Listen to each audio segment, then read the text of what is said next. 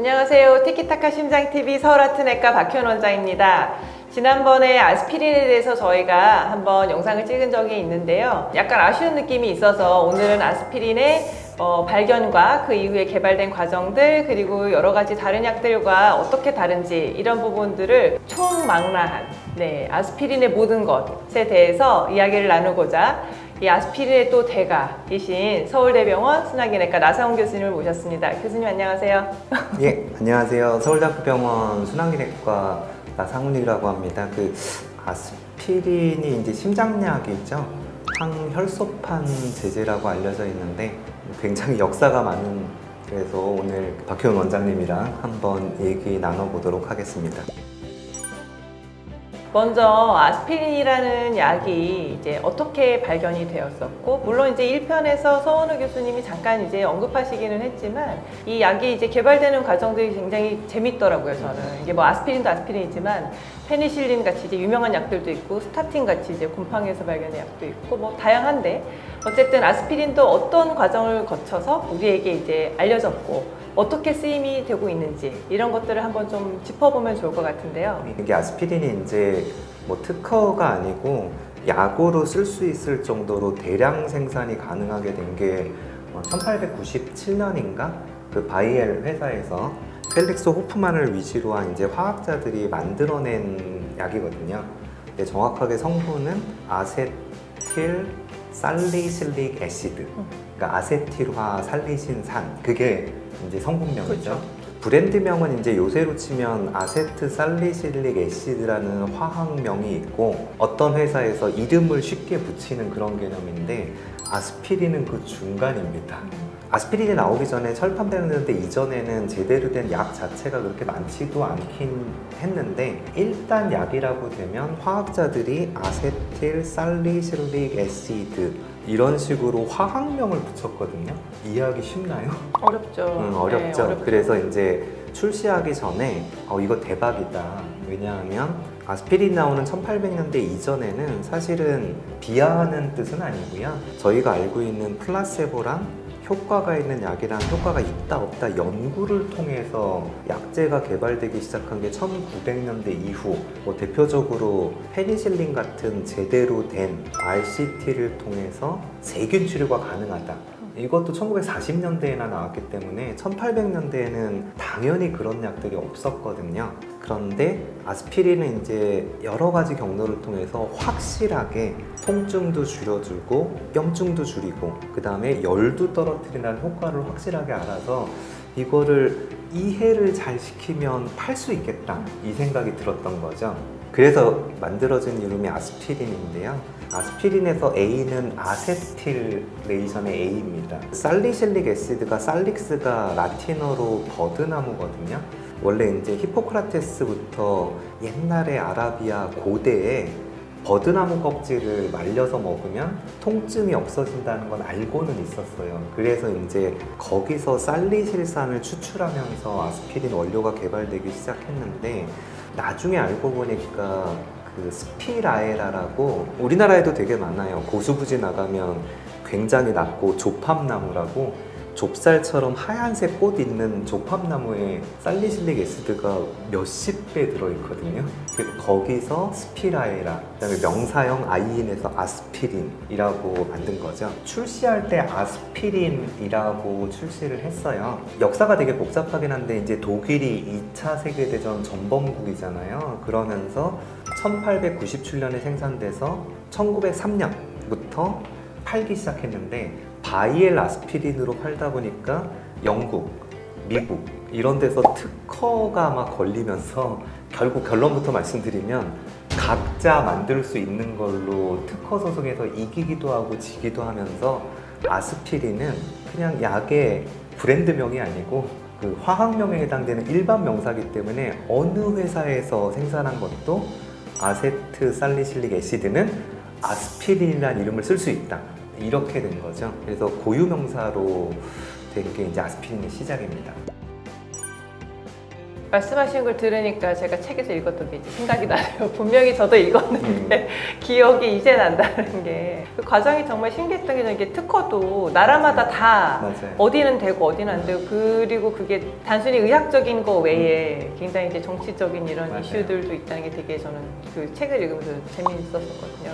그럼 이렇게 이제 사용을 하게 된 아스피린이 이게 이제 항염증 효과가 있다는 거를 직접 이제 그 처음 발견하셨던 분이 이렇게 테스트를 이렇게 했었잖아요. 맞아요. 그 과정도 저는 되게 재밌기도 했었거든요. 이게 처음에 진정한 의미의 어떤 연구인가 이런 생각도 했었고요.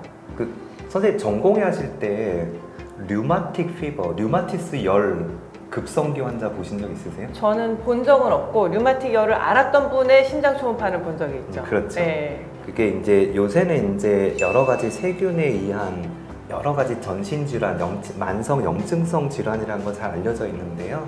옛날엔 당연히 항생제도 없으니까 훨씬 더 많았겠죠. 그럼 어떻게 되는지 아시죠? 손가락, 발가락 막 휘면서 관절통 엄청나게 심한데 그거를 효과적으로 조절할 수 있는 약이 사실은 없었어요. 효과 있다고 팔지만 사실은 효과 없이 플라세보로. 그러다가 에드워드 스톤이라고 목사님이신데 이분이 이제 해외도 다니고 이러면서 우리나라 이제 허준처럼 뭔가 있으면 다 먹어보는 그런 특성이 있으신 분인데 그 류마티스 열 때문에 통증도 있고 그럴 때 키닌의 그 말라리아 조절하는 그 약을 쓰면은 말라리아 환자들이 치료되는 걸 알고 계셨던 분이었거든요. 근데 유럽이나 이런 데서 말라리아를 재배할 수가 없기 때문에 대항해 시대 때 막 선원들이 말라리아 걸리면 그 키닌을 구하려고 엄청 비싼 약이었어요. 그런데 우연히 이제 버드나무 이런 껍질이나 이런 거를 다 먹어보고 맛보다 보니까 이거 어디서 먹어보던 맛인데 딱 보니까 키닌의 쓴맛이랑 너무 비슷한 거죠. 그래서 그 껍질을 갈아서 추출해가지고 분말로 만들어서 해봤더니 진짜로 통증이 조절되는 것 같아서 아는 사람들한테, 부모님한테, 류마틱 열 있는 사람한테 먹었더니 진짜로 효과가 있는 거죠. 그래서 그거를 논문으로 보고했어요. 영국 왕립 학회지 때 처음 나왔는데 그래서 그게 이제 잊혀졌죠. 네. 잊혀지다가 나중에 이제 1800년대 말에 살리실릭 애시드라는 걸 추출해서 이건 내가 발견했다. 여러 화학자들이 하려고 찾아보다 보니까 원래 찾았던 거네. 이렇게 되면서 알게 된 거죠. 결론, 살리실릭 애시드가 바로 열도 떨어뜨리고 통증도 조절하는 버드나무에서 있는 성분인 거죠. 살리실릭 애시드 효과는 네. 좋아요. 그래서 네. 사람들이 쓰기 시작했는데 문제가 뭐냐면 좀만 먹어도 막 속이 뒤집어질 것처럼 위장장애도 너무 심해가지고 네. 쓰고 싶지만 못 쓰는 게 몇십 년 동안 지속된 거죠. 그러다가 아세틸레이션을 누가 했냐? 그게 이제 바이엘 회사가 그때 등장하는 거거든요. 바이엘 회사는 염료 회사예요. 염색약 만드는데. 그 이유가 뭐냐면 1800년대 이전에 옷감이 이제 산업혁명 때 발달이 됐는데 색깔이 똑같잖아요. 막 빨간색, 파란색 예쁘게 염색하고 싶은데 근데 그 염색을 천연 염료로 하다 보면 굉장히 비용이 많이 들거든요. 특히 자주색.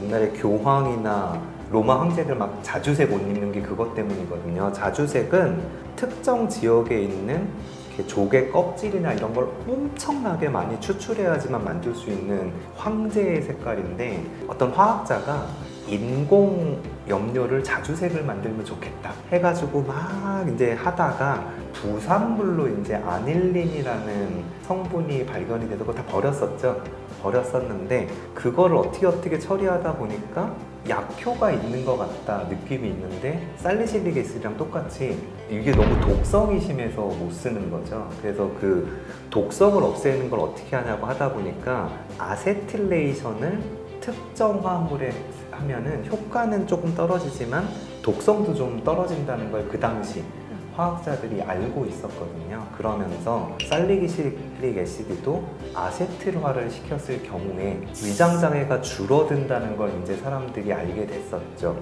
문제는 뭐냐? 정교한 아세트 살리실릭 애시드를 추출할 방법이 없었기 때문에 엄청나게 많이 만들고 10분의 1, 100분의 1만 되니까 상표화를 못 시킨 거죠. 염료할 때 화학 발달했다는 얘기 했죠. 네. 아세트살리실릭 애시드가 부작용 줄어든다는 얘기했죠. 뭐에서 만드는 줄 아세요? 자꾸 산업혁명 얘기하는 게 산업혁명이 석탄 쓰는 거잖아요. 네. 석탄 쓰게 되면 코올타르라는 이렇게 찌꺼기가 나오잖아요.